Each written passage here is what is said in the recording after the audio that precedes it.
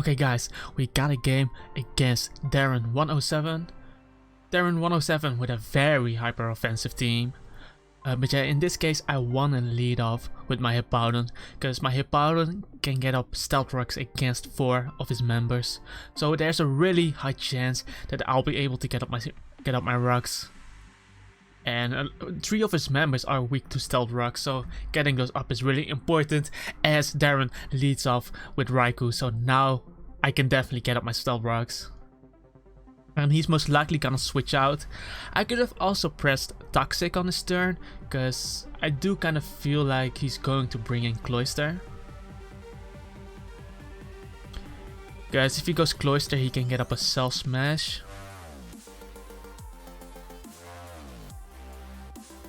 But if anything, he should not stay in here.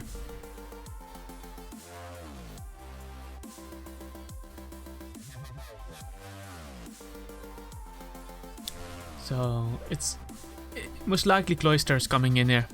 Okay, Cloyster does come in, and I'll get up my stealth rocks. And what I'm gonna do right now is I'm just gonna go straight into my scissor, because if he goes for Cell Smash, I will at least be able to get off 2 bullet punches, which will put him in range of extreme speed after his Cell Smash, as he actually goes for Icicle Spear. And this is great, guys. This is really great, because what I can do now is I can U-turn, and I basically get to see what he does. If he stays in, I can U-turn into something that can kill Cloyster, and if he switches out, I will get the initiative as Darren actually goes into Scissor. So now I can bring in my Magnezone, and even if this is a Jolly Choice Band Superpower Scissor, it cannot knock out my Magnezone because Magnezone has a Focus Sash. But yeah, if he's not Jolly, then I will be faster and I will knock out this Scissor. So let's see what he does. Okay. He stays in, and I think he tried to go for the U-turn, perhaps, or maybe the superpower, but at least he wasn't Jolly. So we take out Scissor, and it's a very good start for us. But yeah, now he brings in his Nidoking, and I do not have a real good switch for this thing. So what I'm actually gonna do here is I'm gonna go for the Flash Cannon, as he goes for Stealth Rocks, and this is not too bad for me because now I can knock out the Nidoking. I'm just gonna stay in again. And getting rid of this Nidoking is really good, because once again I do not have a special wall on my team. So getting rid of Nidoking is so fucking great for me. And I do not really need Magnezone anymore, because Magnezone already took out the Scissor, and it will take out the Nidoking right there. He goes for Earthquake, so he doesn't have Earth Power. So that is interesting. But anyway, Nidoking goes down. And once again, a really good start for us. Magnezone pretty much did his job in this game. So he goes into Weavile, and I'm actually gonna sack my Magnezone here, because I could go into Scissor here, but if he goes for knockoff, that could be really bad for me. I feel like he should go for the knockoff here, because Stealth Rocks are up anyway. He actually goes for Pursuit. It doesn't matter, because now I can bring in my Scissor, and I can basically press U-turn. And once again, he cannot stay in. If he stays in, Weavile will be dead, and if he switches out, I will get the initiative again. So defensive Scissor also putting a lot of work in this game.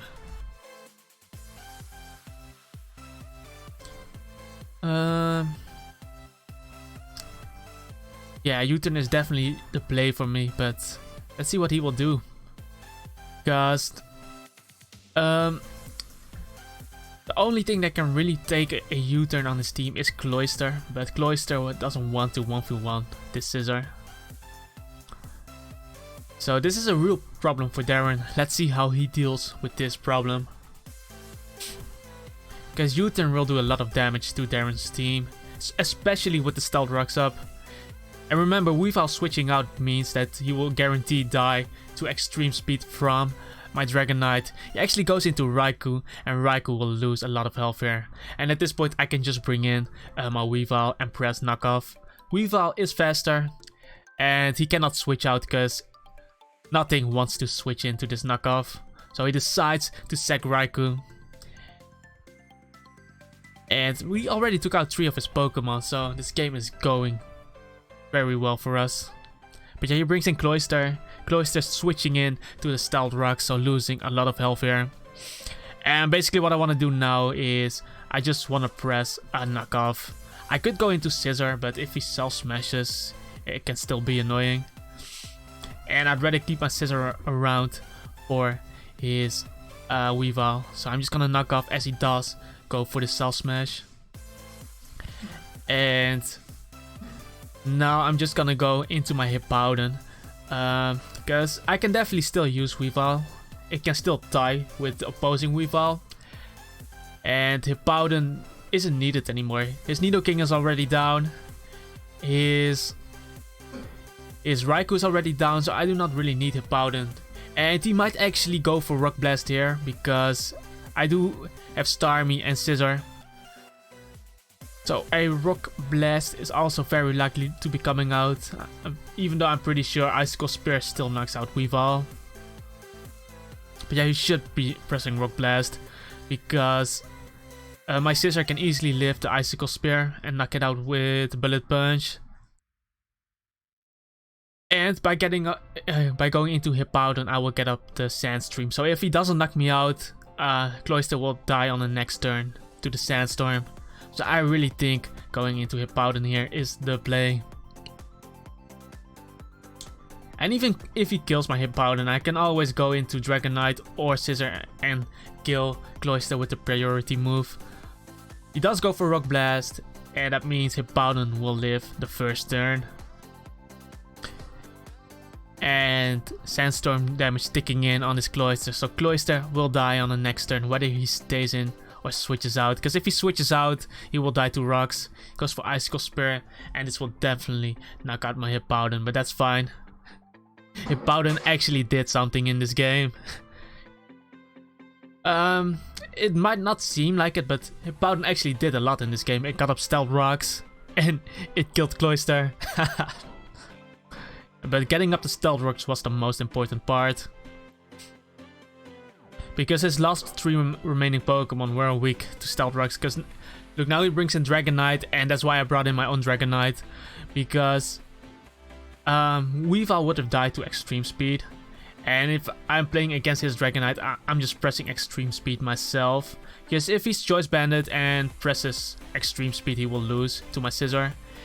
And if he's not Choice Banded, then I can kill him with Scissor anyway. So whether he was Choice Banded or not, I just had to press Extreme Speed on Dragonite, and then my Scissor will win the game. But now that he is locked into Outrage, I can just go into Weavile and press knockoff. Because his Weavile cannot switch into this, and he's locked into Outrage, so he cannot switch out. I knock off his Lumberry. That is nice. His Weavile is coming in, and even if I lose the speed tire, I still have my Scissor in the bag. So that is GG, guys. That is GG. Yeah, really fun to play against hyper offensive teams. Because when you play against hyper offensive teams, you really have to think.